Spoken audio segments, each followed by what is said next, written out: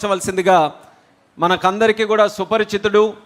తెలుగుదేశం పార్టీని పల్లెత్తి మాట అంటే తన ఎటైర్తో సెటైర్తో ఫైర్తో ప్రత్యేకంగా విమర్శల్ని తిప్పికొడుతున్నటువంటి వ్యక్తి కిరాక్ ఆర్పి గారిని మాట్లాడవలసిందిగా కోరుతున్నాను. అందరికీ నమస్కారం.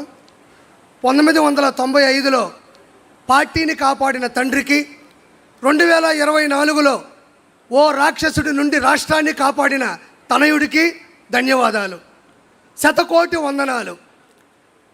ప్రత్యర్థులు చేసే తప్పుడు ప్రచారాలని, తప్పుడు ప్రసారాలని, తప్పుడు ఆరోపణలని, మార్ఫింగ్ వీడియోలని ఎప్పటికప్పుడు సాక్ష్యాధారాలతో తిప్పికొడుతూ వాస్తవాల్ని ప్రపంచంలోని జనాల ముందు నిలబెడుతున్న తెలుగుదేశం సోషల్ మీడియా గురించి ఈరోజు మనం మాట్లాడుకోవాలి.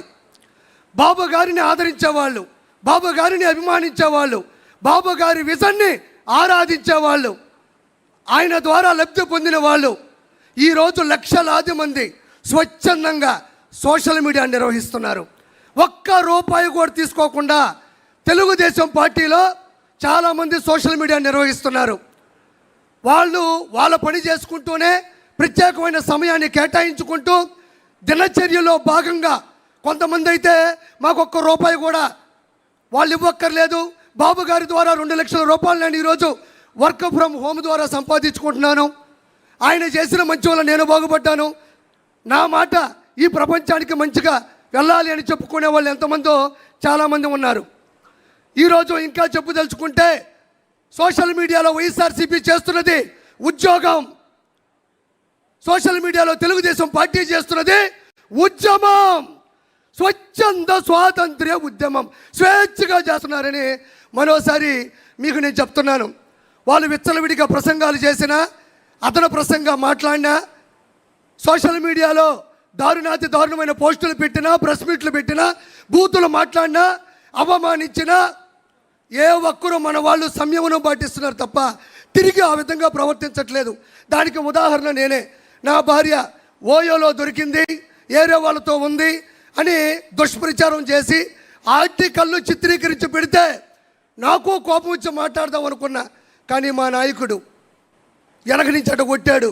అది మనం చేయకూడదు, అది మన విషయం కాదు, మన పసుపు సైన్యంలో అది లేదు అంటే వెనక్కి తగ్గినటువంటి ఆలోచన నాది. ఇది ప్రత్యక్ష ఉదాహరణ. దీనితో పాటు గ్రామ స్థాయి నుండి, మండల స్థాయి నుండి, జిల్లా స్థాయి నుండి, రాష్ట్ర స్థాయి నుండి, ప్రపంచ స్థాయి వరకు కొన్ని కోట్ల మంది లక్షలాది వాట్సాప్ గ్రూపుల ద్వారా, స్టేటస్ల ద్వారా, యూట్యూబ్, ఫేస్బుక్, ఎక్స్, ఇన్స్టాగ్రామ్, సొంతంగా యూట్యూబ్ ఛానల్ ద్వారా సామాన్య ప్రజలకి సమంజసంగా విషయం వెళ్ళేటట్టు ప్రచారం చేస్తున్న ప్రతి ఒక్కరికి ధన్యవాదాలు. ఇక్కడ మనం ప్రముఖంగా చెప్పుకోవాలి. వాళ్ళు ఎలా విష ప్రచారాలు చేశారు అంటే, గూగుల్ డేటా సెంటర్ డేటాకి మైండ్ అప్లై చేస్తే అది గోడౌన్ తాళం వేసుకొని వెళ్ళిపోతారు. డేటాకి మైండ్ అప్లై చేశారు వాళ్ళు, మన వాళ్ళు సోషల్ మీడియా అప్లై చేశారు. తర్వాత ఆ రోజు రాత్రి అంతా దాగిపడుకున్నారు, అది వేరే విషయం. సింగయ్య గారిని వాళ్ళే చంపి, అతి కిరాతకంగా చంపి, వాడిని చంపింది, ఆ వ్యక్తిని చంపింది మన వాళ్ళని దోస్తే మన వాళ్ళు ఫుల్ వీడియోలో క్వాలిటీలో చూపించారు, వాళ్ళు ఫుల్గా దాగిపడుకున్నారు. దీంతోపాటు కుప్పంలో ప్రపంచంలో పెద్ద పెద్ద ఆర్ట్ డైరెక్టర్లు ఆశ్చర్యపోయే విధంగా టైట్ క్లోజ్ షాట్లో పెట్టి వాటర్ ట్యాంక్తో నీళ్లు తెచ్చి బిందుతో పోస్తే సంకలు గుద్దుకున్నారు, మేము నీళ్ళు ఇచ్చామని. మన వాళ్ళు వైడ్ షాట్ పెట్టారు, ఓల్డ్ వైడ్గా వైరల్ అయింది. తర్వాత వాళ్ళకి వైరల్ ఫీవర్ వచ్చింది. దీంతోపాటు తల్లికి వందనం, స్త్రీ శక్తి, దివ్యాంగ శక్తి, అన్నదాత సుఖీబాబా, మెగా డిఎస్సి 16,743. దీంతోపాటు విజయవాడ వరదలు, మంతా తుఫాను, ఒకటి కాదు నాయన, బాబు గారు అక్కడ ఇచ్చారు అంటే రెడీగా ఉంటారు. జులాయి సినిమాలో బ్రహ్మానందంగా దొరికిపోతూ ఉంటారు. అది వాళ్ళ ప్రత్యేకత. నేను ఇక్కడ ఇంకో గొప్ప విషయం చెప్పాలి. అన్న లోకేష్ అన్న కూడా వచ్చాడు. సార్, చాలామంది ఎన్నిసార్లు ఈ విషయం చెప్పారు నాకు తెలియదు, కానీ అప్పట్లోనే ప్యాన్ ఇండియా సినిమా ఒకే ఒక్కడు, ఆ ఒకే ఒక్కడు సినిమా తీసింది ఇన్స్పిరేషన్ నారా చంద్రబాబు నాయుడు గారు. ఎంతమంది చెప్పారో నాకు తెలియదు. ఇది శంకర్ గారు, ప్రొడ్యూసర్ గారు, అప్పుడు డిస్ట్రిబ్యూటర్లు, ఎగ్జిబ్యూటర్లు చెప్పినటువంటి సత్యం. ఆ సినిమా ఒకే ఒక్కడు. ఒక్కరోజు సీఎం అయితే ఆ సీఎం ఏం చేస్తాడు అనేది ఆ సినిమా తీశారు. Super duper hit. తమిళ వాళ్ళు చిత్రీకరించిన సినిమా ఇన్స్పైర్డ్ బై సార్.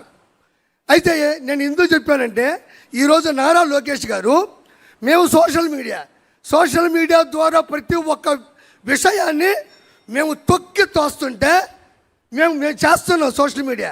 కానీ అది పూర్తయితే ఆ ప్రక్రియ పైకి వెళ్తే చాలా ఆనందంగా ఉంటుంది. ఈరోజు పునర్విక కావచ్చు, అదే స్కూల్లో అన్నం బాగా లేకపోతే కావచ్చు, లేదంటే ఇతర దేశాల్లో బానిసత్వంలో నలిగిపోతున్న విషయాన్ని కావచ్చు, మేము అలా తోస్తే రెడీగా ఉంటారు నారా లోకేష్ గారు. అలా రావడం బుద్ధౌతి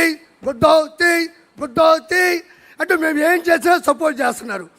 ఎందుకనంటే ఒక్క రోజులో సీఎం అయినటువంటి హీరో అర్జున్ గారు ఎలా చేశారో సేమ్ ఈరోజు నారా లోకేష్ గారు వచ్చినట్టు పరిష్కరించు వెళ్ళిపోతున్నారు. ప్రతి ఒక్క దగ్గర మొబైల్ ఉంది. బాబు గారు చేస్తున్న ప్రతి మంచిని బయటికి తీసుకెళ్ళి పూర్తి సమర్థవంతంగా 2029లో బాబు గారిని మళ్ళీ గెలిపించుకోవాలని మనస్ఫూర్తిగా కోరుకుంటూ థ్యాంక్ యూ సో మచ్. కిరా కార్పి గారికి ప్రత్యేక ధన్యవాదాలు.